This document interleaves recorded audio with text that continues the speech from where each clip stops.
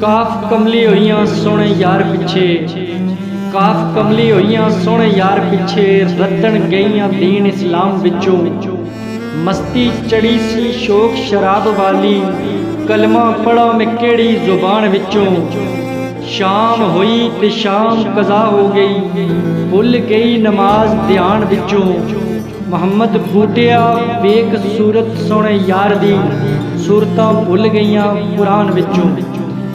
اور فرمایا تھا میاں محمد بخش نے، لکھ ہزار بہار حسن دی مٹی وچ سمانی، لا پریت محمد اس نال جدی جگ وچ روے کہانی۔